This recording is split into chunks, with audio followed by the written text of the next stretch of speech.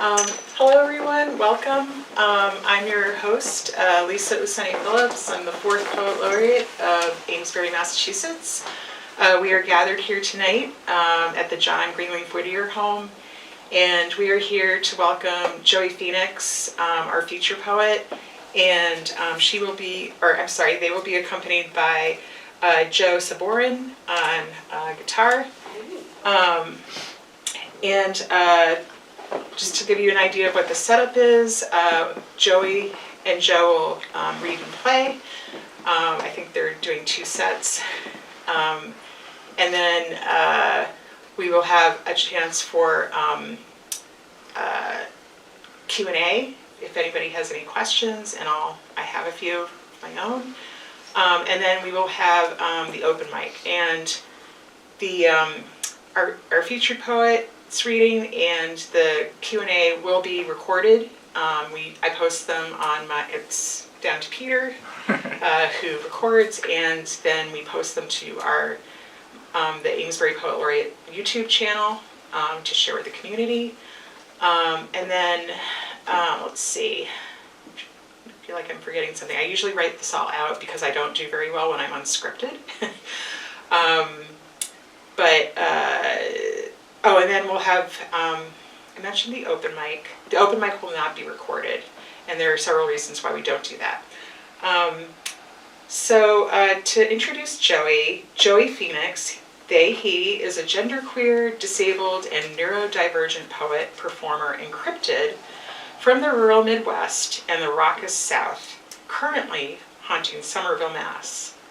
They co-lead the magical performance troupes Moonrise and the Court of Cryptids, engage in mayhem on the cast of the Boston Poetry Brothel, open the doors for taboo conversations by co-running seasonal death cafés, and generally have their hands in many pies of all shapes and sizes.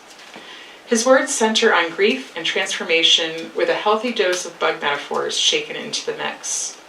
They released their debut chapbook, Unearthing, which will be for sale in the foyer after the reading, in June of this year, along with the accompanying album recorded with Joe Sabourin music. Joe's here with us tonight, available for a listen on all streaming platforms. And if you could please, after each poem, please hold your applause until the end, although snapping and vocalizations are welcome. Without further ado, I give you Joey Phoenix.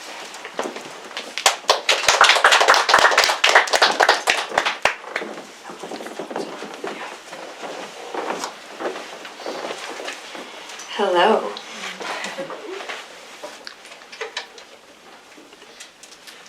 I will not carry you into my summers. Lantern bearer showed me the way, pulled back the curtain of moss. Home is where no one wants to see you fail like a kite.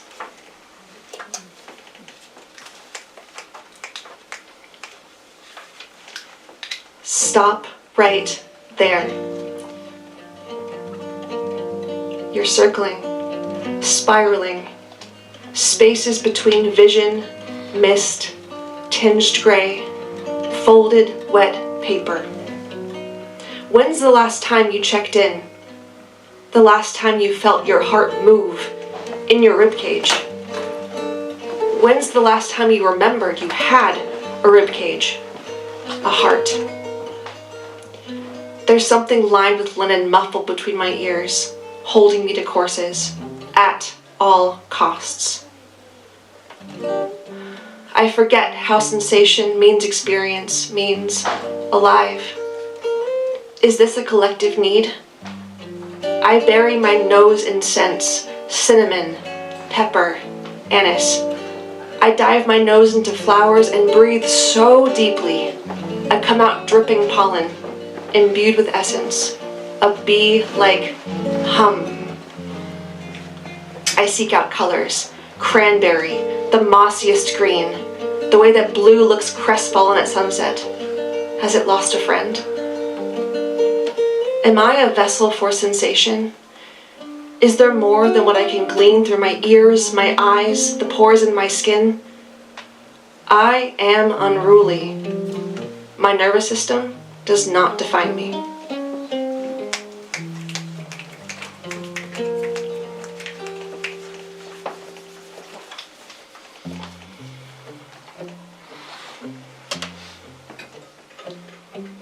We, in the hustle of bright neon, eyes wide, a little drunk, very drunk. Kit is what I will call myself. You say, you can't. The joy. And I hear the sounds through time, graven images in music hall concrete. And I knew this was how we would always be. 2 souls each in 2 bodies, split evenly. Half of each remains, half of ours always in the other. My mouth can't form a shape around this taste I've known my whole life. And when you call yourself by the name I've called my othered self, glee is your face as you are seen. And I know that in you claiming your true name, I can let all of this go. I can.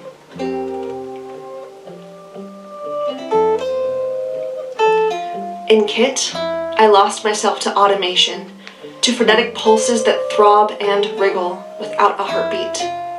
I am swept up in it, vapor atop a caldera. The white, emptying heat will rise to pull me into it. I stare into this mirror daily. It will always be the last day. Call me Kit, you say so sweetly, so open-heartedly, eyes aglow with mischief. I love every inchoate cell of you. And in the loud mass of moving bodies, that was my name is lost to history. That my end is lost to history. Was it ever my name, or was it always moving through me on its way to you? On its way home to you? You hold every dream I've ever lost. Goodbye, Kit, I say to myself. Hello, Kit, I say to you, my other self.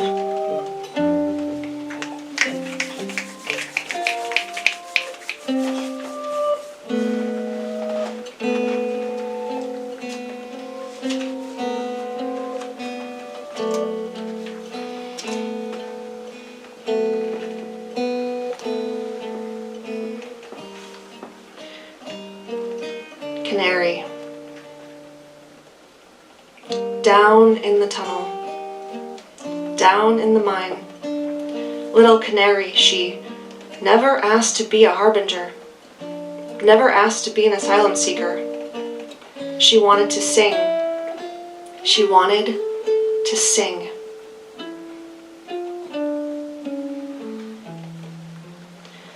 Little birds sing out in the daytime. Cloud high like a whisper, friend, where grass is gray and you don't need to be a martyr in the dark.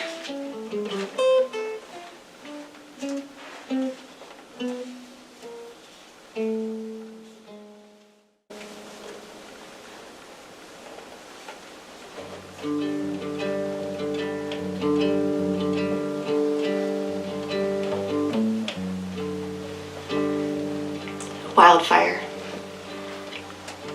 Wild things don't belong in glass jars. If you're going to love a wildfire, make sure you're ready when the wind changes.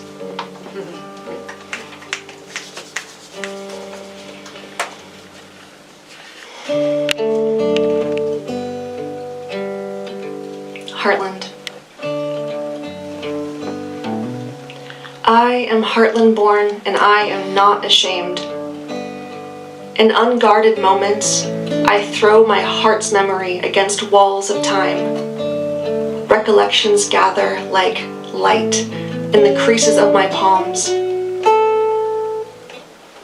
Mushroom woods traipsing, morels by the basketful, cicada chorusing, calls on the wind, thunderous. Vernal pool, tadpole handful, lightning bug phosphorescence. Empty your pockets before you come inside. Rows of corn, sky high and dancing, swamp boardwalks, bracken covered and slick, Spanish moss, floating. Check for ticks, don't forget. The heartbeat thrum of folk music, mountain dulcimer through cracked windows, smoke curling up from backyard barbecues, hymns and prayers before, during, and after every meal.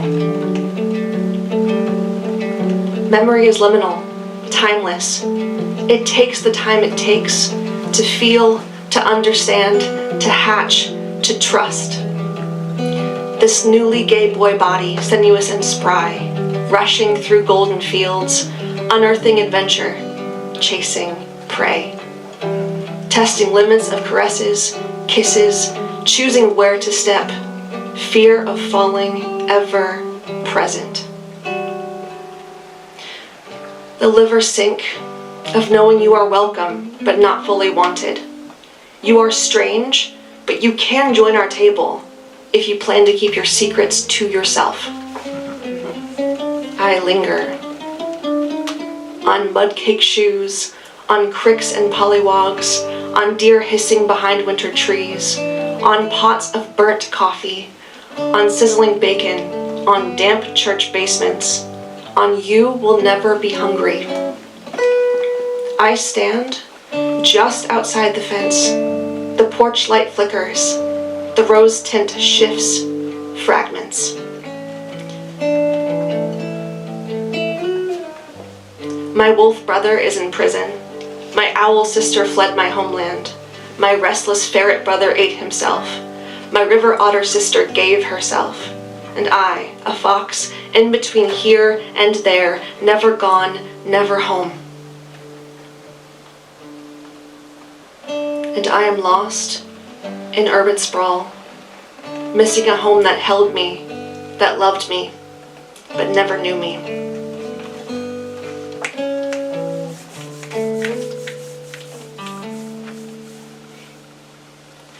Somewhere beyond the raven skies lies the end of all your longing. Crawl forward, little bug. The sky's a blanket. Fold yourself inside it and rest.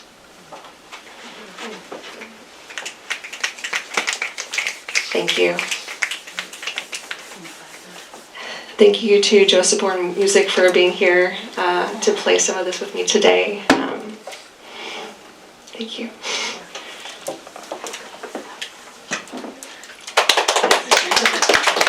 I'm clapping for Joe, so thank you so much. The chapbook that I read from is called Unearthing, and it took me 5 years to write it, and mainly in closets, and I feel quite lucky that to be able to release it out into the world, and have had someone so understanding of what it means to be different join me and make this musical album. But yeah, I'm going to read some new stuff. Never before read anywhere in the wild, not even at open mics, so yeah, it's some new stuff, you know. It's from a project I'm working on called Intertidal Zone, because Unearthing's about earth, and this is all about water. When the tides flow in, I never believe they will go out again. When the tides flow out, I think, that's it. No more. We're finished.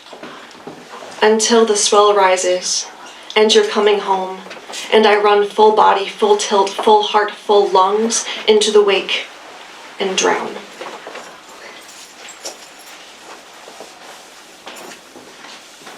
This is called I Will Grow Gills.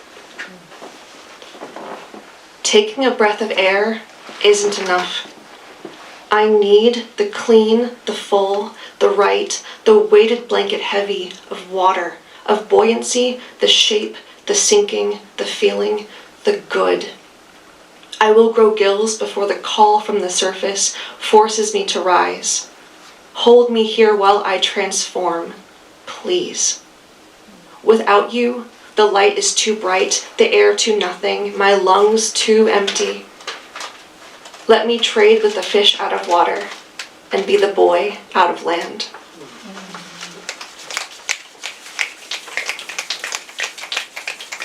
I occasionally write love poems, strangely, and this is one of them. It's called Breath of the Wild. 1. Our fingertips touch lightly together, and sparks fly like droplets of river water. And you make me feel like saying things I've only known by dreaming. And I whisper softly, the chirp of crickets in the fields at night, and fireflies blink with the fog, a Morse code of how the brush of your skin calms me, holds me still when I am frenzied in this wild space. 2. You are the distraction that gets me through the hours between waking up and falling into patterns new and old. And I try to catch the surface of anachronistic nothings where we laze about the summer, drinking wine on the lawn. The scent of you is summer green. The whisper in the trees when I breathe in is photosynthesis. I live on light. You are that light.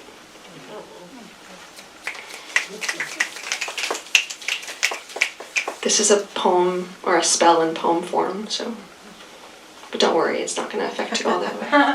The full moon was last week. And it's called Chasing the Moon. Chasing the moon, I begin the refrain.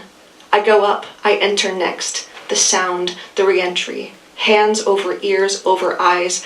I have misgivings.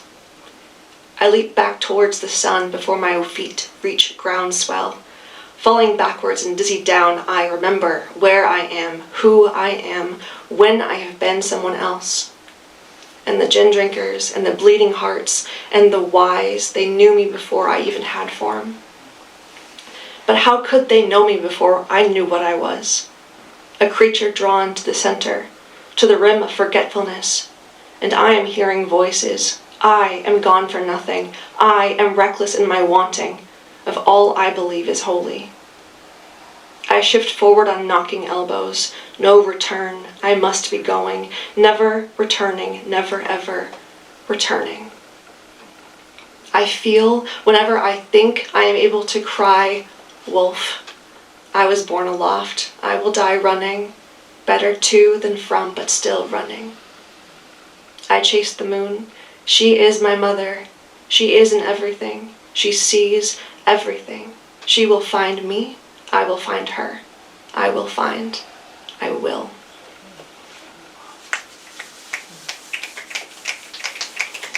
I think I have one more, and then maybe I'll do another. Maybe. We'll see. This is a poem I wrote actually after I lost someone, in a way to manage the grief of loss, and to know that knowing someone is permanent, even if you're not in contact, even if they've left you, whether by passing or other reasons. And so this is to a certain person who I lost. It's called I Want to Know You When the Sunflowers Grow. I want to know you when the sunflowers grow, wings span high over our heads. I want to know you when their seeds sprout small and gray delicious, leaping from their mothers' faces. I want to know you when their roots reach their hands into the earth, when no one believes that winter will pass, when no one thinks that flowers will bloom, when the flowers grow high over our heads, taller than me, taller than you. We will stand in their shade. I want to know you then, too.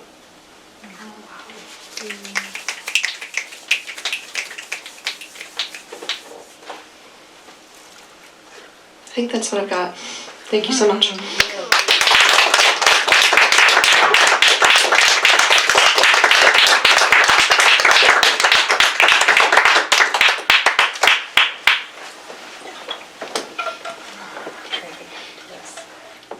Thank you so much. That was just amazing. Can y'all hear us if I Or is it just like, do we need audio for the... We're very good. Well, I think we can hear you okay. Okay, I think it'd be easier to have this just out of the way. Yeah. I'll look at you also. Let's see. Oops. You can kick back which one. I want to. Well, I guess I'll start the Q&A unless anyone has a burning question. I don't want to steal the. Anyway, I'll just go. So I was just so intrigued by your bio in terms of, it's like, what's a cryptid?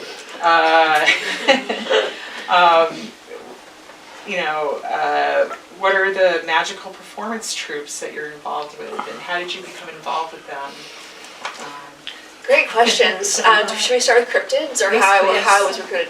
So a cryptid is a type of magical creature that we cannot determine if they are real or not. So Bigfoot, obviously real. But like, he hasn't really come out to play very often. No, Cryptid. no. Mothman, you're Yep. excellent, from rural Appalachia, a great example. He hides in the woods, eats berries, frightens people that live there, by being a dark shadow overnight at night. So a cryptid is just something that exists in the world that everyone believes in, but no one's actually seen recently. Right. Yeah. And I'm occasionally out and seeing, but there's no documentation. That's it. Okay. And then can you tell us a little bit about the Moonrise Bay and the Court of Cryptids? Yeah, so I run a fairy troupe, and basically we haunt various events all around Somerville and Salem, pretty much. So arts festivals. You will see, we call it a collective noun for a group of fairies is a sparkle.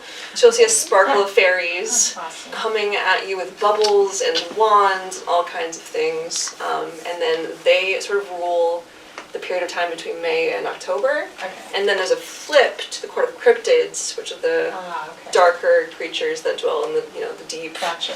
who do these sort of things in the winter.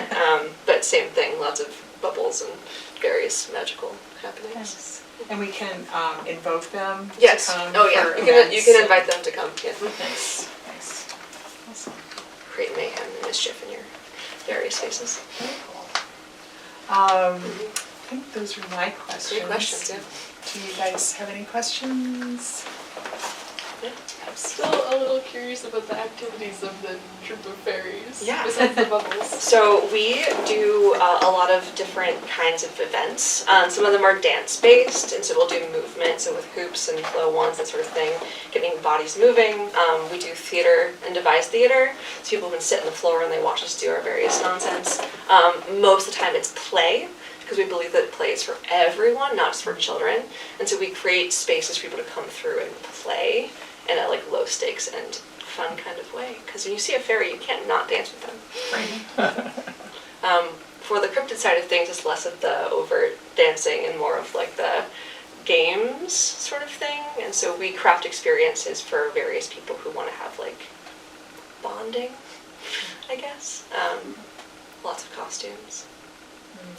We can talk about it. Cool. Senior week. Activity. It could be senior week. Instead of going, bowling or something. Yeah. I like it with the cryptid. Beyond, you can bowl with cryptids. Yeah. Show them We- Oh, what? One of my ball? friends actually did their biology final project on Mothman. Incredible. I need to see this work. Yeah. They had to do it again. I have a question. How did you coordinate the music with the poetry? Synergy. So I went to their studio and recorded all of the words, and then they sat with it, and I did not see any of this process at all. They sat with it, and then made this beautiful album of music to accompany that you can listen to online on Spotify or anywhere that you listen to music. And the actual album is one of the most breathtaking things, because like I never could have imagined it would be this well done. And just like, yeah, but the actual live improvisation is one of like Joe's skills. Like he does this professionally. He'll go and like accompany like storytellers and just show up and like with a guitar and just like move with it, which is no one does that. Except for like jazz musicians, but never in like a literary kind of space. So definitely a conversation between myself and, but I'll let you speak more if you want to talk about it. I think like the biggest thing for us was locking in on what we wanted everything collectively to sound like. And I think the moment when everything clicked was we ran everything through a cassette tape. Yeah. And I was sitting in my studio and kind of ran everything through and sent it your way, and I got back like, this is the whole thing, and there were so many moments where, and it wouldn't be like, oh, Joe can this, that, the other thing. No, it like, just worked. I wrote you music that makes me feel like I'm at a planetarium and I'm 8 and I've never seen anything this cool. Like that kind of energy. I did get that sense when you guys were performing. Yeah. I want to do it with projections at some point too, so we'll talk. Oh, that'd be Awesome. fantastic. Yeah, no, thank you. Wait, so you hadn't done this before, you had not, for this experience, accompanied poetry and music? No, I have. I have a podcast with my partner where we read Gothic and fairy tale stories. They read them and I live compose. I'm writing off the cuff. I don't really do... We might restart a take if I've got the wrong idea of where the story is going, which occasionally does happen. But yeah, so I've been doing that for a few years, and I've always been the type of person who, when I'm in a space, I want to be in the corner of the space with an instrument and kind of fit what I'm doing into that space. And so it made a lot of sense when you were writing these gorgeous spaces, and it made sense to kind of create. So you put you on the spot too. I was like, I feel like you're the best person to answer this question. No, it's okay. Yeah, We'll be rambling, but the it will be here. podcast is called Whittershins, and I highly recommend it. Whittershins? Whittershins Stories is the name. Oh, that's very. Oh, of the podcast. Whittershins podcast, Stories yeah. is the podcast. Is that your last name? It's the podcast. That's the name of the podcast? I will, yeah. Whittershins is turning in a circle 3 times. Yeah. Yeah. The opposite of the expected direction. Yeah. Correct, yeah. If you want to hear more of his work, live composing, that's the place to listen to it. So. I have a question. Did you say cassette tape? And do you guys know what a cassette tape is? So this is 1985. I don't use cassette tapes, but I'm one of few who remember when that was new, when we went from LPs to cassette tapes. Yeah. And now you barely even use CDs, it's mostly streaming, and I'm wicked old. But why a cassette tape? The sound is so luscious. I'm Is it? a firm believer that we fall in love with music the first way that we heard it. And the first way that I really took in a lot of music, and I think you as well, was a Sony Walkman. Yeah. You know, I wore out a Kenny G tape before I was 5. It was like, I was super cool. And but during the pandemic, I started collecting tape machines, just Facebook Market, because it gave me something to do, sit down, clean them up, make them work. And so I was given an opportunity, and then no one said no. And thus ended up an entire album of music. That, yeah. So if it was a cassette, does that mean it was an analog recording? It depends. I recorded this is so nerdy. I recorded the vocal really, really cleanly in my space, and then that went through a cassette, out from the computer Oh, and into they the put it cassette, on a cassette, right? and then from the cassette back into the computer, so I could. But most of the manipulation that was happening in the computer was layering things and placing them where they needed to go, whereas everything then just got squashed onto the cassette, which really makes it feel like it's all in the same place.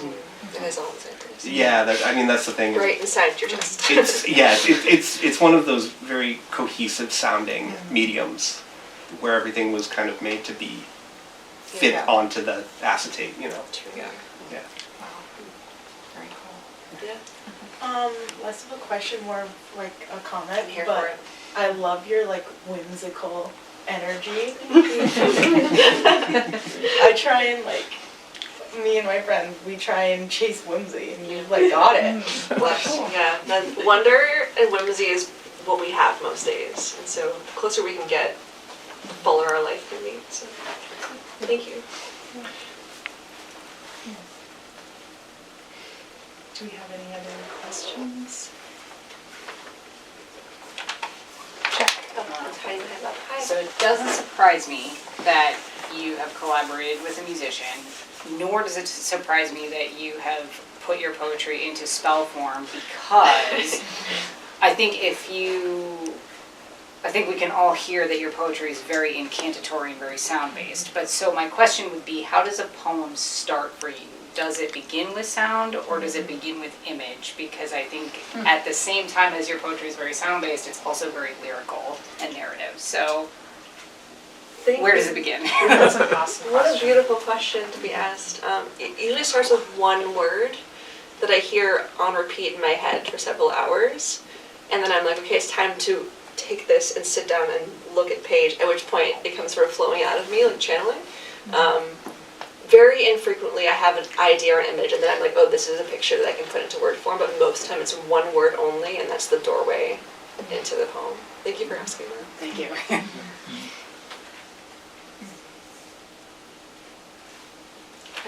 I should check to see if anybody online has some questions. Do you guys have any questions online?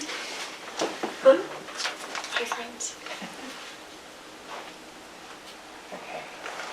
I'm not going to see any. I'm not seeing any. So I think we will go to the open mic.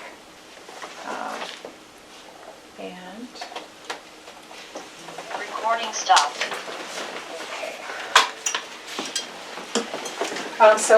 sorry. I should say, let's give another round of applause.